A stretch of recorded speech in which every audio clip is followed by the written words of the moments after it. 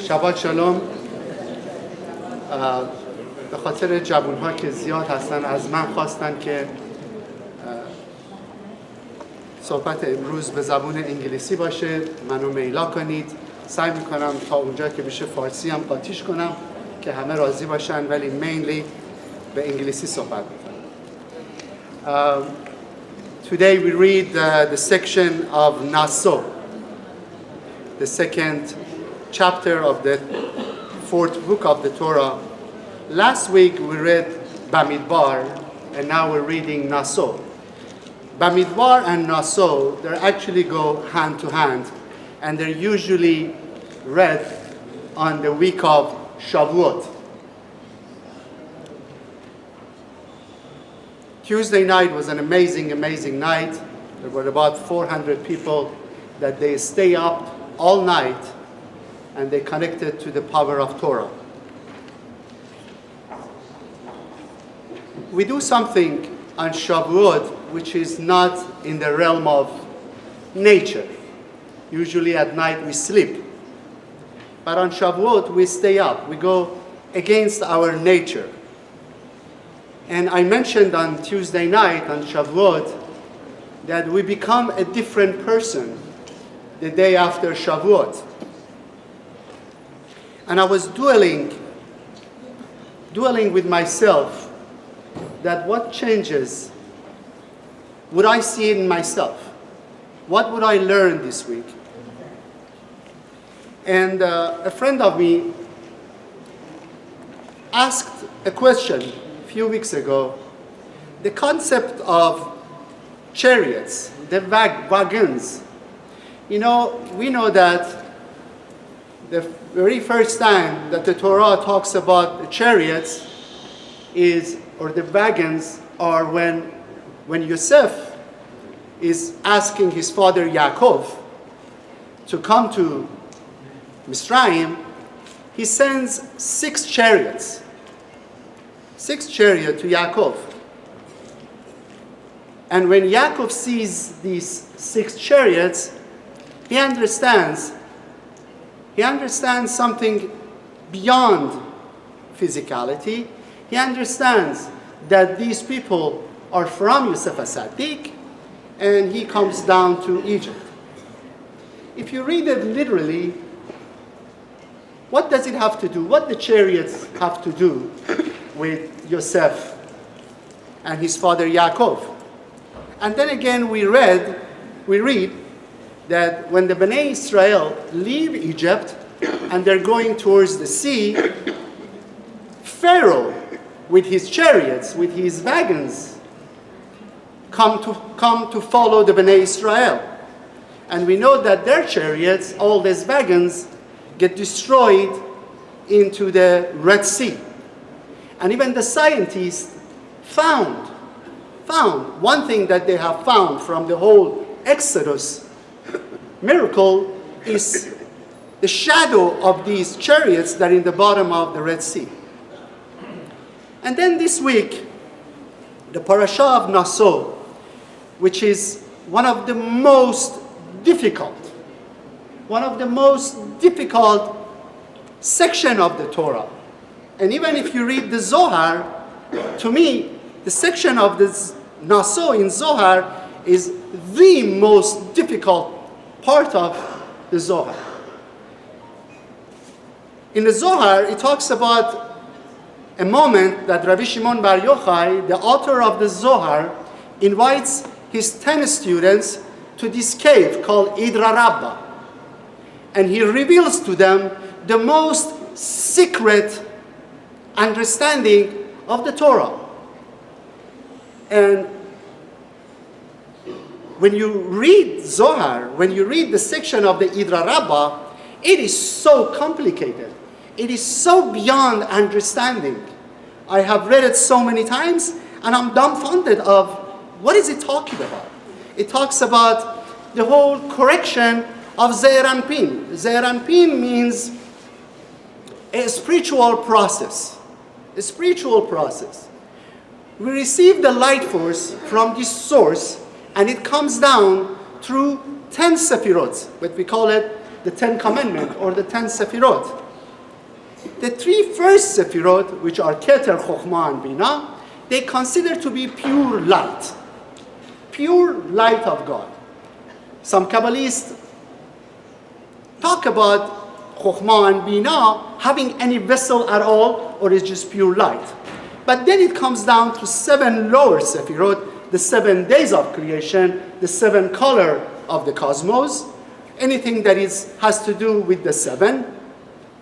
And the 6th Sefirot is what they call Zeir Anpin, the process that the light force goes through and comes down to this world of physicality, which we call it the world of Malchut.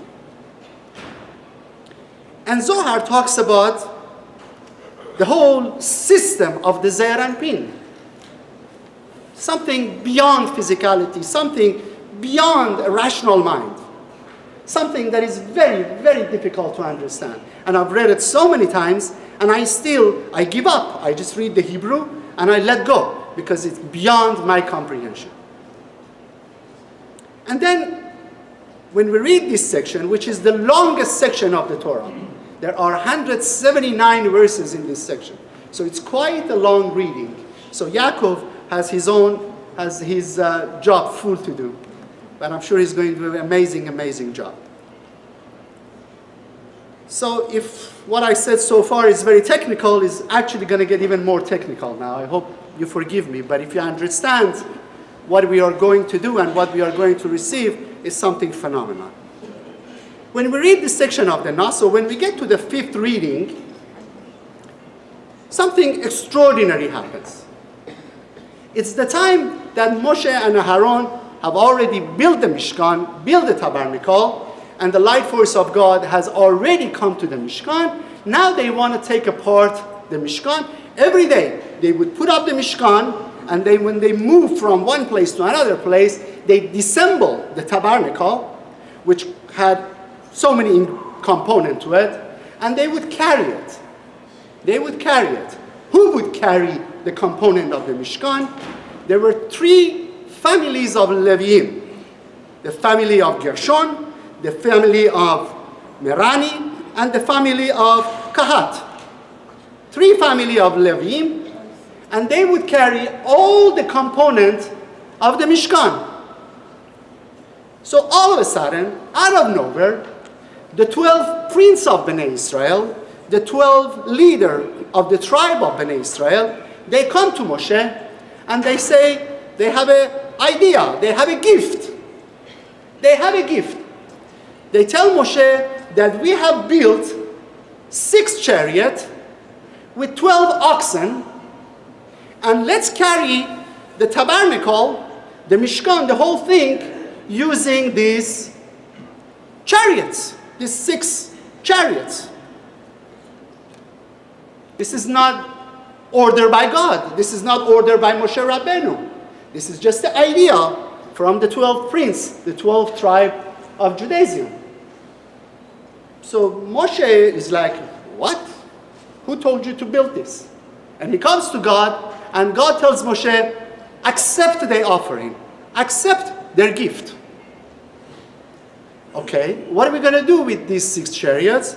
And God tells Moshe to give 2 of these chariots to the family of Gershon, 4 of these chariots to the family of Merari, and to the family of Kahat, Bnei Kahat, don't give them any chariots. They have to carry the ark, the most important part of the tabernacle. We know there was an ark, there was a box, that in this box there were the tablets of the 10 Commandments, the tablets of the 10 Sefirot. I hope everybody has followed so far.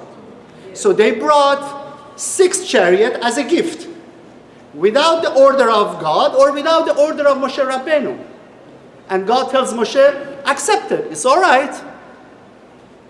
And he distributes these chariots with these oxen, 12 oxen, 6 chariots, to carry part of the Mishkan, but the tablets that they are in the ark should be carried on the shoulder of the family of Kahat, Bnei Kahat. Because it says in the Torah that they need to carry this kedusha, they need to carry this ark with the tablets in it because it's quite special. There is something very special that it needs to be carried by this family. What is it all about? Why do we read it? Every year comes the week of Shavuot and we read about these gifts, these chariots that are actually covered. Actually covered, it says covered chariots. You know, if you think of it physically, okay, you know, it was a lot of things to carry. They come up with this idea, a vessel, to create a vessel, to create a vehicle to carry the parts of the Mishkan. And all the Kabbalists talk about this. All the Kabbalists talk about this. And what they all agree on, that the fact that the ark and the tablet had to be carried on the shoulder of the family of Kahat means that they had the responsibility to carry this light force, this supernal light force that emanates from the tablets on their shoulder, and the light force that emanates from the tablet will get injected into the back of their skull, and it becomes part of their supernal consciousness. A supernal consciousness. And they explain the fact that Torah talks about the chariots. What chariots do, chariots, it's simply a vessel, a channel to bring some form of light. Let me make it simple for us to understand.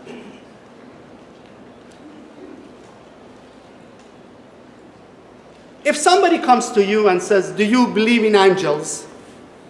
Do you believe in the light force?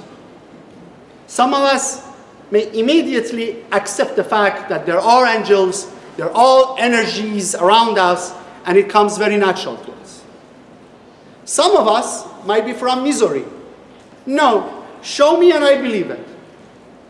Prove it to me. Anything you want to say? Prove it in the physical world and I believe it. If it's not a physicality, if it doesn't have a body, I don't accept it. Some of the psychologists, one of the most Persian psychologists that we have, is an amazing psychologist, but he does not believe in energies, he does not believe in the light force, he does not believe in malachim and angels. He says everything is physical. All the science, all the scientists, they only accept something which is proven in the world of physicality. Prove it to me and I believe it. You make a miracle, that miracle has to be proven to me so I can accept it. So we understand there are two different forms of a force, two different forms of a light, two different forms of miracle, two different forms of consciousness. One consciousness has to do with the physicality. Show me and I believe it. Prove it to me and I take it. Last week I was watching this episode about Albert Einstein with his theory of the reflection of the light. He understood it, he got it, but he had to use another scientist to prove it physically so the world of science will approve it. The chariots with the oxen are the vessel to bring the light force in. It's like all the miracles that happened with the Bnei Israel. All the miracle of the 10th commandment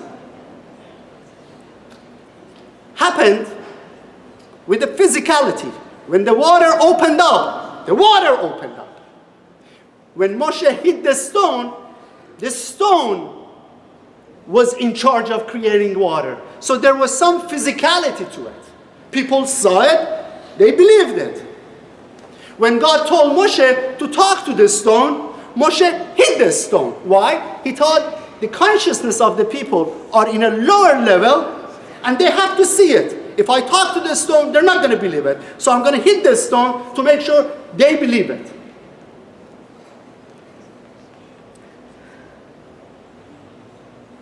The Zeir and Pin, the 6 lower sephirots, are the conduits that brings the light force in. But it's a process, like everything else we experience in life, which is a process. The 6 days of the week is a process. You need to work. You have to do your thing. You have to do your physical thing in the 6 days of the week. But somehow in Shabbat, everything is beyond physicality. We're not supposed to work because this light force is beyond the natural realm. Those who don't understand and don't appreciate Shabbat is because they simply cannot connect to this consciousness that there is a light force that emanates without the realm of physicality, without the realm of nature. And what do we receive on the week of Shavuot? What do we receive in the parasha of Nasso? The highest level of consciousness, which is beyond the realm of physicality, which is beyond the realm of nature.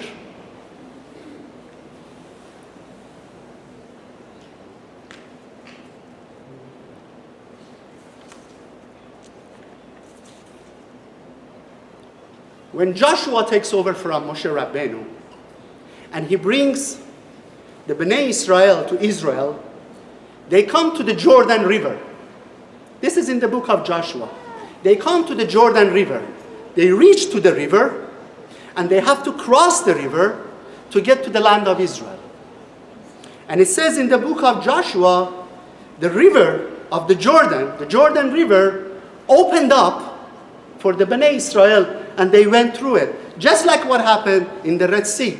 When the Red Sea opened, another miracle, another physical, another natural miracle happened, and all the Bnei Israel went through the river of Jordan, except one group, the last group that was the end of the tribe, and it was, guess what? The family of Kahat, that they were carrying the ark and the tablets. When they got to the river, the water came back to the river. Imagine the whole 600,000 people who were crossing the river. They all crossed the river. The river opened up just like the Red Sea. Opened up. Another miracle. Joshua is leading. The tribe of Israel are following him. And now, the holiest group, the Leviim, the tribe of Kahat, that they are carrying the ark with the tablets, they want to cross the river, and the water comes back to the river. And you would think they're carrying the most important part of the Mishkan. Why the water is coming up, coming back to its source? Why the miracle of a nature is stopped with Kahat family and the tabernacle? And then what happened? They flew. The whole family of Kahat, with the tablets, with the ark, they flew over the river. A miracle beyond the miracle of the opening of the Red Sea, opening of the river. They call it supernal consciousness, supernal light. A light that is beyond realm of physicality, realm of nature. When on Shavuot, when we talked about that if you stay up all night and you go against your physical comfort zone, against your nature, against your ego, and you dwell yourself in the Torah, in Kabbalah, then you become a different person the morning after. Because what happens this week, the week of Shavuot and the parasha of Nasso, those who stayed with us that night, you're in a different zone now.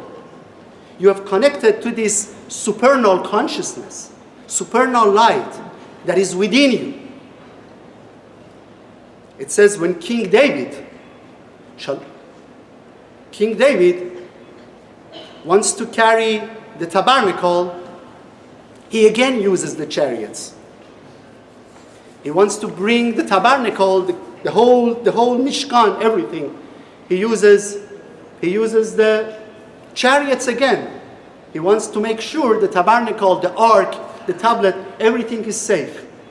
As these chariots of these horses, that they are pulling the chariots forward, the part that holds the tablets, the ark, it seems that it's falling. So this person, that his name is Oz, from the tribe of Abi Nadav, he's afraid that the ark is falling.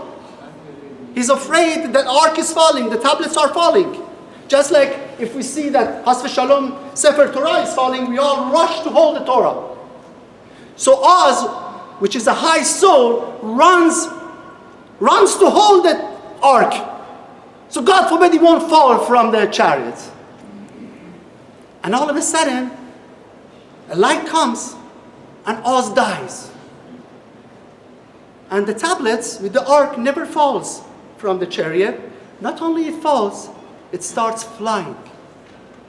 It starts flying.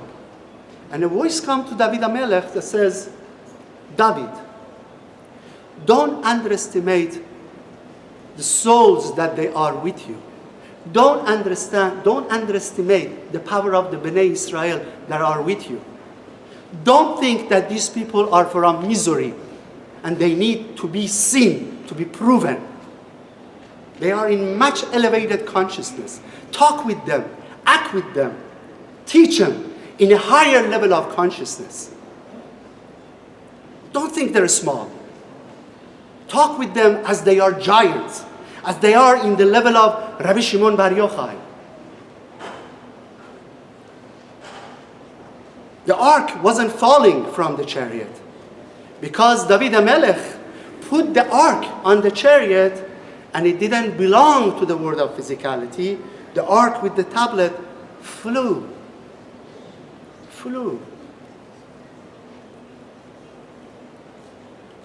It's beyond understanding, beyond comprehension, beyond the nature of law, beyond the nature of physicality. And that's what the parasha Nasso is. Parasha Nasso is beyond nature. That's why Rabbi Shimon Bar Yochai, it's in this parasha that teaches the most amazing secret of Torah and the Zohar in Idra Rabbah.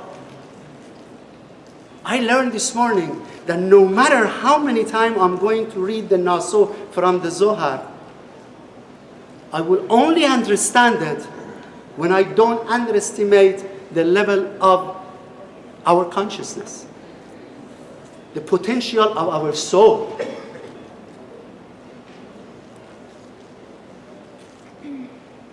And you know, this beautiful family of Emrani, beautiful family.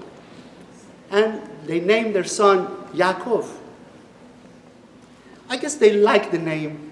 They thought it's a good name, not knowing that the name of Yaakov was a Ruach HaKodesh coming to their consciousness, to their mind, to name this boy Yaakov.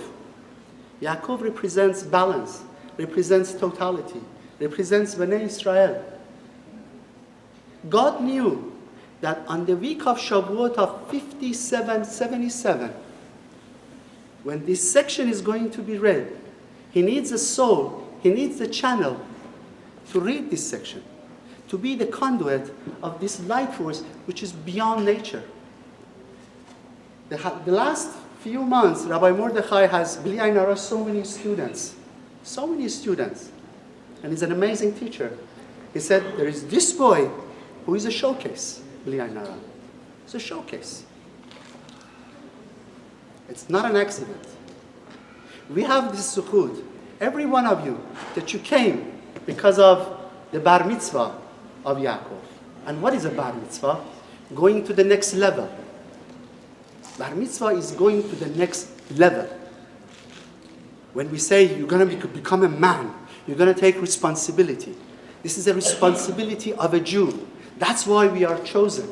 We are chosen to carry a higher level of consciousness, to connect to the realm that is beyond physicality, which is called supernal consciousness, or supernal emunah, or a supernal certainty.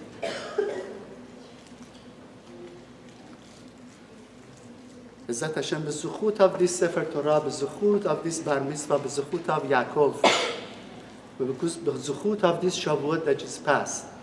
Be'ezrat Hashem, we all get to the level of understanding which is beyond normal understanding.